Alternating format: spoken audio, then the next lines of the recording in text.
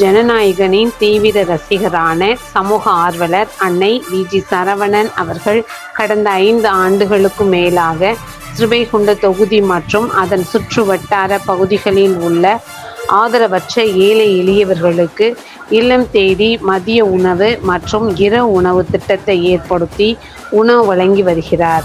இந்நிலையில் தமிழக வெற்றிக் கழகத்தின் ஐம்பெரும் கொள்கை தலைவர்களுள் ஒருவரான சமூக ஆர்வலர் அஞ்சலை அம்மாளை கொள்கை தலைவராக அறிவித்ததன் ஈர்ப்பால் தமிழக வெற்றிக் கழகத்துடன் இணைந்து தமிழக வெற்றிக் கழக தலைவர் தளபதி திரு விஜய் அவர்களின் ஆசியுடன் கழக பொதுச் செயலாளர் அண்ணன் புசியன் ஆனந்த் அவர்களின் வழிகாட்டுதலின்படியும் 11/2/2026 அன்று 1338வது நாளாக ஏரல், உண்டியலூர், ஸ்ரீவைகுண்டம், கோட்டைக்காடு, சிறுதொண்டநல்லூர் மற்றும் கீழமங்கலக்குறிச்சி அதன் சுற்று வட்டார பகுதிகளில் உள்ள 163 ஆதரவற்ற ஏழை எளியவர்களுக்கு தமிழக வெற்றிக் கழகம் தூத்துக்குடி மேற்கு மாவட்டம் ஜனநாயகனின் தீவிர ரசிகரான சமூக ஆர்வலர் அன்னை வி.ஜி. சரவணன் அவர்களின் சார்பில் மதிய உணவாக முட்டையுடன் கூடிய மொச்சை காரக்குழம்பு சாப்பாடு